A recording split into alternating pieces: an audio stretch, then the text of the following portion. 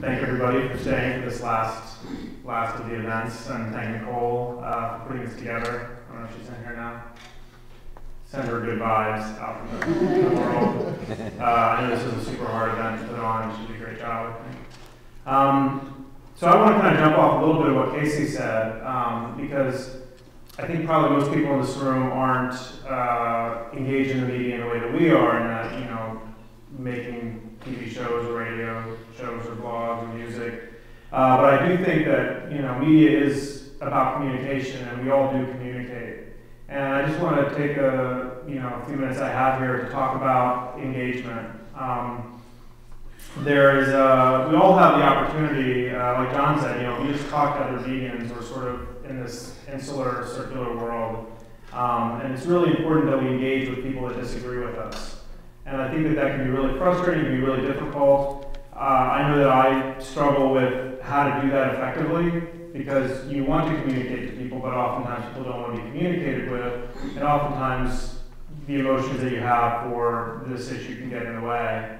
But what I've been trying to do, as with what Casey and I do, in addition to this film, we also do a lot of short documentary videos on animal rights issues, and a lot of things where we end up engaging with people about the questions, and we engage with meat eaters and carnivores and people who believe differently about animal experimentation, about animal exploitation in general.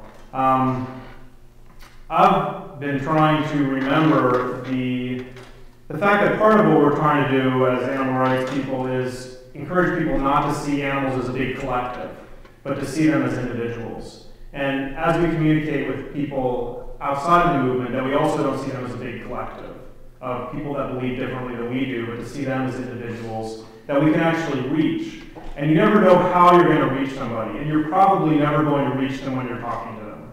I mean, all the effective times I've had with reaching people, it's always sort of been things that have been planted and then germinated. And usually those things are planted in an atmosphere that isn't extremely pleasant.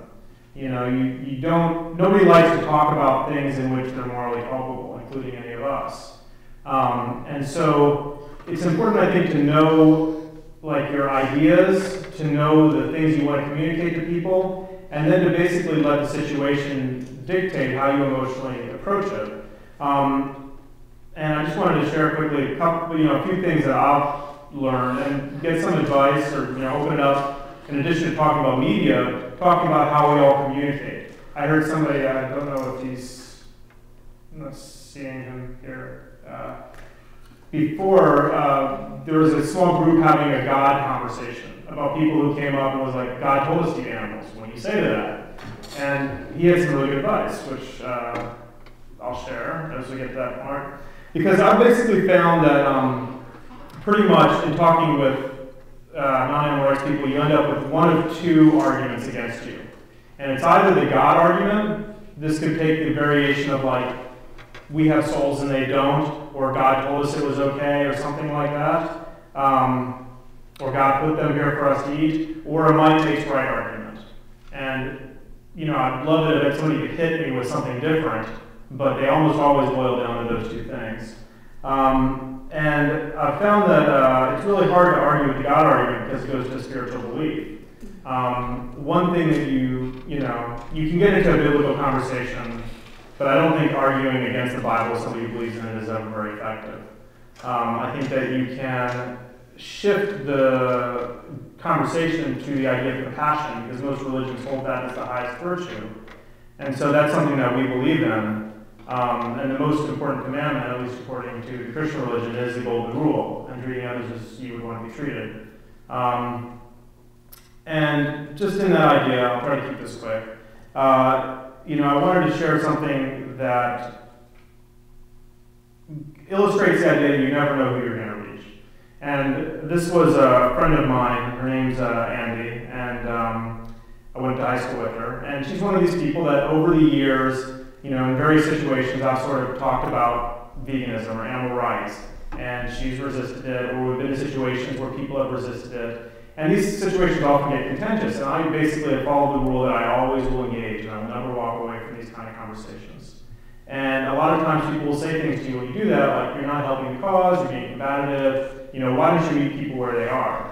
And there's a saying that in a contest between food and poison, poison always wins. So in a contest between good thoughts and bad thoughts will always win. You can't meet people where they are. You can only sort of hold your ground, which is what I think we try to do. In a way, just be consistent about communicating what the ideology of animal rights is. And not, I think, there's a lot of people that will come and say, hey, why don't you, you should be more understanding. People are at different stages and everything else. And we've tried not to ever water our beliefs down. Andy is an evangelical Christian. She's pro-life.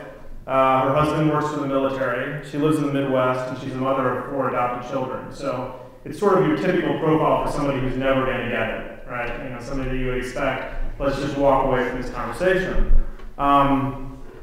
But she recently went vegan. And I guess just the last thing I'd like to do is read you a letter that she wrote to us, because I think it's pretty interesting. Despite the fact that I feel absolutely fantastic about not contributing to the deaths of animals and eating their pain and grief, and that should be enough there, right? I want to share with you both the benefits of going completely vegan for 30 days. She started this as a PCR thing, but has basically continued. Completely vegan means no animal products with an emphasis on low fat and fiber. A lot has happened both physically and spiritually for me. It's been pretty amazing. First, my eyes are brighter, my skin is smoother, and I have a lot more energy. I wake up in the morning on fire for the day, and that's saying quite a bit. I've been able to kick the morning coffee as well. Who needs it when you feel this good? Second, I have had a few headaches, especially at first, but I find that when I drink plenty of water, they go away. Third, painless periods. No cramps, no nothing. Take that, my all. Fourth, my double chin is going away. Our nanny said to me that my whole body looks smoother, and that was only after 2 weeks. I've lost 8 pounds from my initial measurements. Fifth, the kids are on board, and I haven't been adamant about it. My husband is extremely supportive. He's always been a healthy eater, mostly fruits and veggies, but he's feeling less sluggish since he gave up meat and dairy.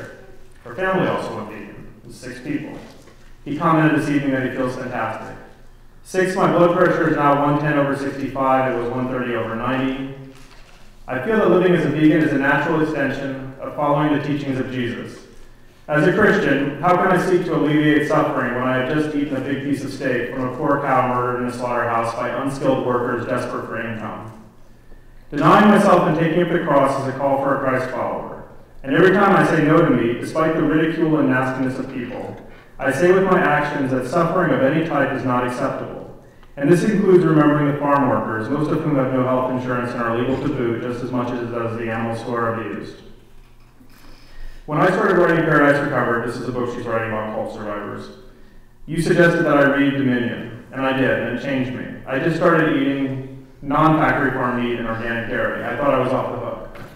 I'll admit that I started this journey for health reasons, but it was the same as when I stopped shopping at Walmart. It just felt icky to know that my money and life energy was going to support an abusive system that was just mean and ugly to people. We always said that we didn't eat factory farmed animals, but the truth is that we did. When we would stop for a sandwich or something, convenience trumped the day.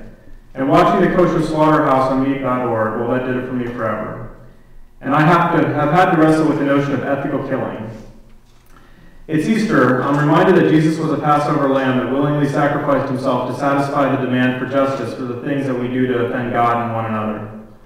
Crucifixion was a brutal death, but some of what I have seen from videos of slaughterhouses equals that kind of brutality. I have often wondered how callous someone would have to be to actually crucify and beat someone beyond recognition. And yet the industry demands that we